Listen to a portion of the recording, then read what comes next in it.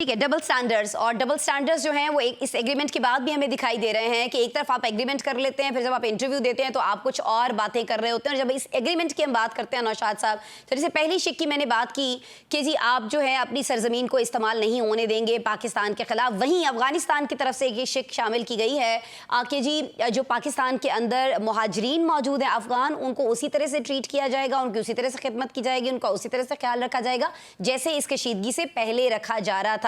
तो सर मुझे ये समझा दीजिएगा कि क्या पाकिस्तान को इस मुआहदे के बाद भी अफगान मुहाजिरीन की वापसी की जो पॉलिसी है वो जारी रखनी चाहिए है, या ये जो शिक है कि आप उसी तरह से ख्याल रखेंगे, इसमें कहीं ना कहीं ये मामला भी तय पाया है कि आप उनको वापस नहीं भेज रहे होंगे? नौशाद साहब। नहीं, इस तरह की कोई चीज नहीं है।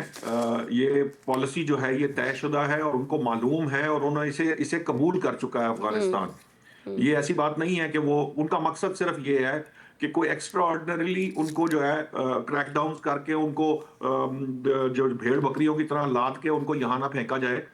जिस प्रोसेस के तहत पहले चल रहा था उनकी वापसी का मामला, उसी तरह से उनको वापस भेजा जाए। सो ये तो तय है कि इसके अंदर इस पॉलिसी में कोई तब्दीली का कोई ना कोई गुंजाइश है, ना कोई इसके अंदर कोई तब्दीली आएगी। ये उसी तरह ही वापस जाएंगे। और ये इसलिए भी आप देख सकते हैं कि आपके सामने जो अफगान बस्ती कराची में खाली कराई गई है, प्लस ये है कि जो प्रोसेस है वो अभी भी उसी तरह से जारी है। यकीनन बॉर्डर बंद है तो कुछ जब वो नॉर्मलाइज होगा तो उसी तरह से लोग जाते हुए आपको नजर आएंगे। जो बात आप कह रही है ना, देखिए इसमें थोड़ी सी ना प्रॉब्लम है, समझने वाली जो बात है।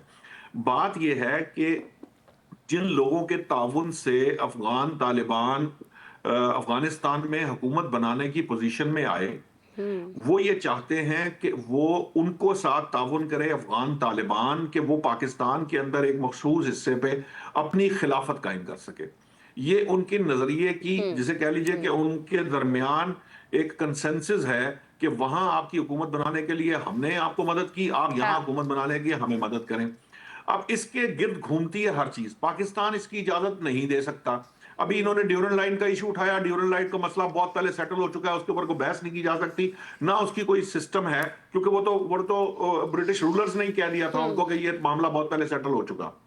सो प्रॉब्लम कहां है? प्रॉब्लम ये है कि यहां जो हमारे यहां उनकी सपोर्ट है, ये जो आपके केपीके में उनकी सपोर्ट है, इसी तरह अफगानिस्तान में उनकी सपोर्ट मौजूद है।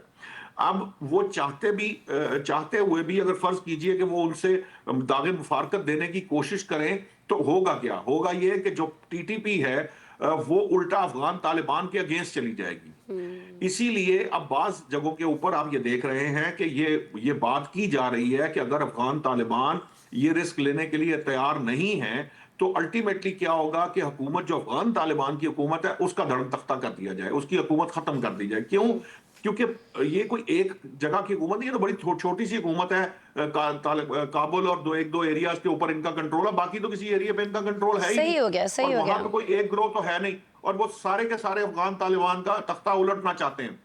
तो अगर अफगान तालिबान को ये बात समझ में ना आई तो मोस्ट प्रोबेबली ये तख्ता, ये हुकूमत से भी जाएंगे, और उसके बाद फिर जो क्रैकडाउन होगा उसके अंदर ना सिर्फ टीटीपी होगी बल्कि दाइश और ये जो अफगान तालिबान है इनके ऊपर भी सख्त क्रैकडाउन हो सकता है।